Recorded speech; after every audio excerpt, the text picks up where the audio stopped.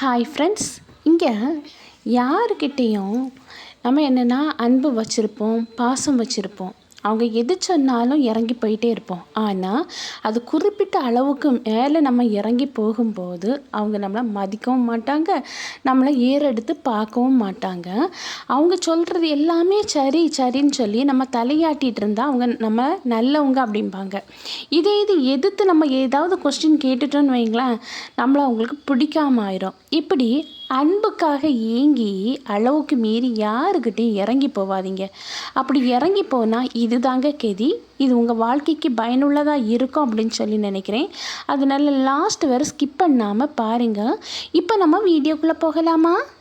எக்ஸாம்பிளுக்கு சொல்ல போனால், உங்களுக்கு ஒரு விஷயம் பிடிச்சிருக்கு, இது எனக்கு வேணும் அப்படின்னு சொல்லி பழகிக்கணும்.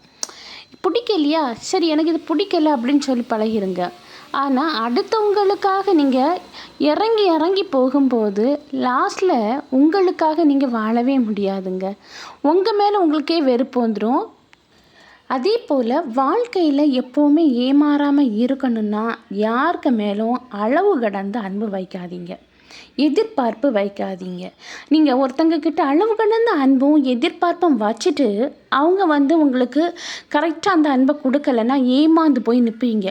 அளவுக்கு அதிகமாக நீங்கள் இறங்கி போகும்போது உங்கள் தலை மேலே ஏறி உட்கார்ந்துருந்துட்டு உங்கள் தலையை கொட்டி குனிய வச்சு உங்கள் மேலே மிளகா தான் அரைப்பாங்களே தவிர உங்கள் அன்பை புரிஞ்சிக்க யாருமே இருக்க மாட்டாங்க. உங்களுக்காக வாழுங்க. உங்கள் வாழ்க்கையில் நீங்கள் யாருக்குமே எளிமையாக கிடைக்கிற ஒரு உறவாக இருந்துடாதீங்க. ஏன்னா எளிதில் கிடச்சிட்டோன்னா அங்கே அலட்சியந்தாங்க ஏற்படும். தேடலின் மதிப்பு தான் அங்கே பெருசாக இருக்குது. நீங்கள் ரேராக இருங்கன்னு சொல்கிறேன். ஒரு பொக்கிஷம் மாதிரி ஈஸாக யாருக்கிட்டேயும் அவங்க தேடின உடனே போய் நின்னீங்கன்னா, ரொம்ப அன்பு வச்சுருக்கேன், ஐயோ அவங்க எனக்காக வெயிட் பண்ணிகிட்ருக்காங்க அப்படின்னு சொல்லிட்டு ஓடி போய் அவங்க கேட்குறாங்களோ தேடலையோ தெரியாது, அவைலபிளாக போய் நிற்கும்போது அங்கே அலட்சியந்தாங்க ஏற்படும். அன்பு குறைஞ்சி போகும். அதனால யாருக்குமே ஈஸாக கிடைக்கிற ஒரு உறவை மட்டும் இருந்துடாதீங்க. ஒரு நாளுமே யாருக்கும் பாரமாக மட்டும் இருந்துடாதீங்க. இங்கே உங்கள் கால்கள் ஓயாமல் உழைக்கிறது வரைக்கும் தான் உங்களுக்கு மதிப்பு இருக்கும். அந்த உழைக்கிறது நின்ன பிறகு உடம்புல அந்த தைரியங்கள் குறைஞ்ச பிறகு அங்கே மதிப்புங்கிறதே காணாமல் போயிடும். வானத்தில் உயரத்தில் பறக்கக்கூடிய கழுகை பார்த்திங்கன்னா அதுக்கு தேவை அப்படிங்கும்போது மட்டும்தான் இறங்கி வருங்க. அது மேலே இறங்கி வரவே வராது. அதே போல் தான் உங்களுக்கு ஏதாவது தேவைன்னா மட்டும் நீங்கள் இறங்கி போங்க. அளவுக்கு அதிகமாக நீங்கள் அன்புக்காக ஏங்கி இறங்கி மட்டும் போவாதீங்க. படுவீங்க, அவமானப்படுத்தப்படுவீங்க. உங்கள் வாழ்க்கையில் எப்போவுமே தோல்வி ஏற்பட்டுகிட்டே இருக்குன்னா அது ஜெயிக்கிறது எப்படி அப்படின்னு சொல்லி மட்டும் யோசிக்காதீங்க. நம்ம ஏன் தோற்றோம் அப்படின்னு சொல்லி நம்ம யோசித்தாலே அது ஜெயிக்கிறதுக்கு வழிவகுத்துறோங்க. எப்படி தோற்றோம் அப்படின்னு சொல்லி யோசித்து அதை திருத்திக்கிட்டால் கண்டிப்பாக நம்ம வாழ்க்கையில் வெற்றி நிச்சயம். இன்றைய காலகட்டத்தில் கடிகாரம் இல்லாத வீடு எதுவுமே இல்லை, அப்படி தானே? அந்த கடிகாரம் எப்பவுமே ஓடிக்கிட்டே இருக்கும். அந்த கடிகாரம் ஓடுறது நின்ன உடனே என்ன ஆகும் அப்படின்னா அந்த கிளாக்கை தூக்கி, அதாவது அது ரிப்பேர் ஆன உடனே தூக்கி கீழே வச்சுருவோம். அதே போல் தான் மனுஷ வாழ்க்கையில் ஓடி உழைக்கிற வரைக்கும் தான் நமக்கு மதிப்பு மரியாதை எல்லாமே. இல்லை என்னால் முடியாது அப்படின்னு சொல்லி சிலவங்களை பார்த்திங்கன்னா நல்ல ஆரோக்கியமாக இருப்பாங்க, ஆனால் உழைக்க மாட்டாங்க. முடியாது அப்படின்னு சொல்லிட்டு மூளையில் முடங்கி போயிருந்தாங்கன்னா அவங்களுக்கு மதிப்புங்கிறதே இல்லைங்க. சாதாரண உயிரே இல்லாத அந்த கடிகாரம் ஓடி அதனுடைய மதிப்பை உயர்த்துது. ஆனால் ஜீவனுள்ள மனிதன் உழைக்கிறதுக்கு சோம்பேறித்தனம் படுறது தவறு தானே. சிலவங்களை பார்த்திங்கன்னா இடத்துக்கு தகுந்தது மாதிரி காலத்துக்கு தகுந்தது மாதிரி மாறு வேடம் போடுவாங்க. ஆனால் அது ரொம்ப நாள் நீடிக்காதுங்க. சில சமயங்களும் சந்தர்ப்பங்களும் அவங்களுடைய உண்மையான சுயரூபத்தை காணிச்சே தீரும். என்றைக்குமே பொய் ஜெயிச்சது மாதிரி தோணும், போலி பெருசாக வந்தது மாதிரி உயர்ந்த நிலைமைக்கு வந்தது மாதிரி தெரியும். ஆனால் அந்த உண்மை அந்த பொய்யை கீழே தாழ்த்த அளவுக்கு மாற்றிவிடும். உண்மை என்றைக்குமே ஜெயித்து நிற்கும். கூடும் அளவும் ஒருத்தங்க கிட்ட நீங்கள் நீங்கள் அன்பாக இருந்தீங்கன்னா உண்மையாக இருங்கன்னு சொல்கிறேன். நீங்கள் உயிராக இருக்கிறேன் அப்படின்னு சொல்கிறத விட நீங்கள் உண்மையாக இருங்கன்னு சொல்கிறேன். உங்களை ஒருத்தங்களுக்கு பிடிக்கல அப்படின்னா நீங்கள் மௌனமாக வெளியே வந்துருங்கங்க. அவங்கக்கிட்ட போய் அன்புக்காக ஏங்கி இறங்கி மட்டும் ஒரு நாளும் போகவே போகாதீங்க. அப்படி நீங்கள் போகும்போது உங்கள் சுயமரியாதை அங்கே இழக்கப்படுது. அடுத்தவங்க அன்புக்காக இறங்கி நீங்கள் போக போக அவங்க உங்களை டைரெக்டாக எனக்கு உங்களை பிடிக்கல அப்படின்னு சிலவங்க சொல்ல மாட்டாங்க. அவங்க சில பிஹேவியரை வச்சு நீங்கள் கண்டுபிடிச்சிடலாம். கொஞ்சம் கொஞ்சமாக உங்களை அவாய்ட் பண்ணுவாங்க.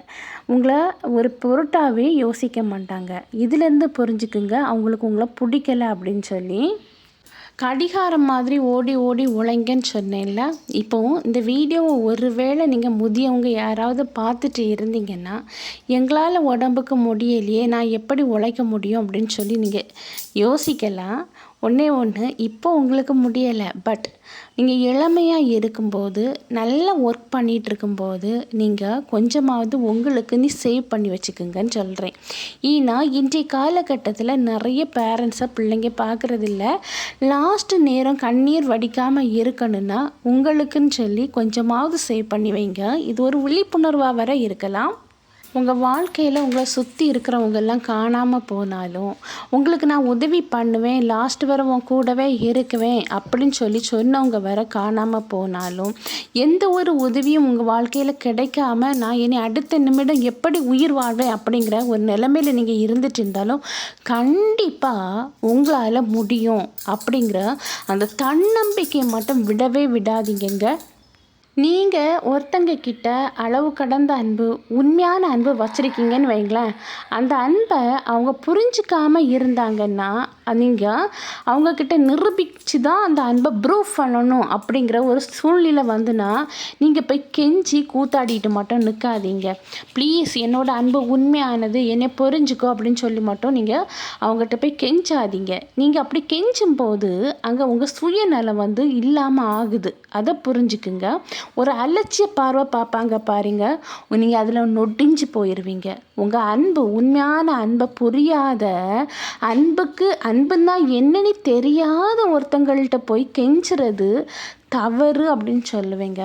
உங்கள் சுயமரியாதையை இழந்து தான் அந்த அன்பை ப்ரூஃப் பண்ணணும் அப்படிங்கிற ஒரு தேவையே இல்லை அப்படின்னு சொல்லி கெத்தாக நீங்கள் அதுலேருந்து வெளியே வந்தால் தப்பே கிடையாது. சிலவங்களை பார்த்தீங்கன்னா எல்லாத்தையும் ஈஸியாக நம்பிடுவாங்க. நம்பிட்டு அவங்க உண்மையான அன்பு நம்ம மேலே வச்சுருக்காங்க அப்படின்னு சொல்லி அவங்க என்னெல்லாம் கேட்குறாங்களோ அதை எல்லாம் அவங்க கஷ்டப்பட்டு வாங்கி கொடுப்பாங்க. கையில் காசு இல்லைன்னா வர அடுத்தவங்க கிட்ட கடன் வாங்கி அவங்க என்ன கேட்குறாங்களோ அந்த தேவைகளை அவங்க செய்து கொடுப்பாங்க. ஆனால் அவங்க அந்த தேவை முடிஞ்ச பிறகு அவங்கள கலத்தி விடும்போது தான் அவங்களுக்கு புரியும், ஐயோ இவங்க இவ்வளோ நாளாக நம்மளை ஏமாற்றிட்டு இருந்திருக்காங்களே அப்படிங்கிறது. அதுக்கு பிறகு தான் தெரியுங்க. தயவு செய்து ஒருத்தங்க கிட்ட நீங்கள் பேசி பழகிறதுக்கு முன்னாடி அவங்க உண்மையாக தான் உங்களை நேசிச்சிருக்காங்களா அப்படின்னு சொல்லி கொஞ்சம் கேர்ஃபுல்லாக இருங்க.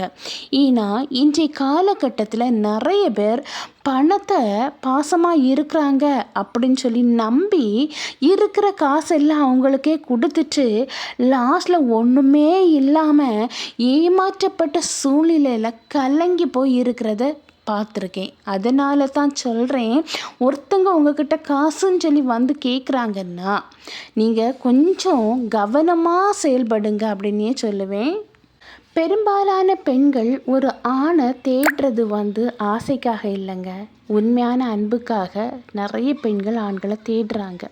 ஒரு பெண் ஒரு ஆணுக்கிட்ட எதுவுமே மறைக்காமல் எல்லாமே ஒளிவு மறைவாக சொல்கிறாங்க அப்படின்னா அவங்க உங்ககிட்ட ஒரு தாயின் மனப்பான்மையை பார்த்துருக்காங்க. அதனால தான் எல்லாத்தையுமே ஷேர் பண்ணுறாங்க.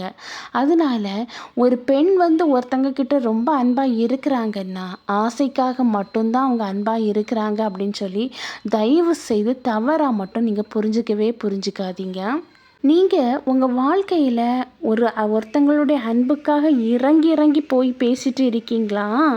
அதனால் அவங்க என்ன பண்ணுறாங்க அப்படின்னா, அளவுக்கு அதிகமாக நீங்கள் இறங்கி போகும்போது அவங்க அலட்சியப்படுத்துகிறாங்க, உங்களை ஏமாற்றுறாங்க, உங்களை அவாய்ட் பண்ணுறாங்க, உங்களை உங்களுடைய சுயமரியாதை அங்கே இழக்குது. அதனால் யாருக்கிட்டேயும் அளவுக்கு அதிகமாக அன்புக்காக அளவுக்கு அதிகமாக இறங்கி போகவே போகாதீங்க.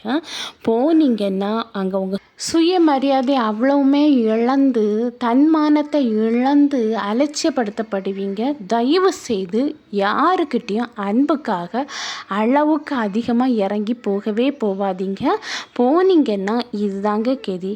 ஓகே ஃப்ரெண்ட்ஸ், இந்த வீடியோ உங்களுக்கு பிடிச்சிருக்கும்னு நினைக்கிறேன். நான் நெக்ஸ்ட் வீடியோவில் மீட் பண்ணுறேன். அதுவரை பை, see you.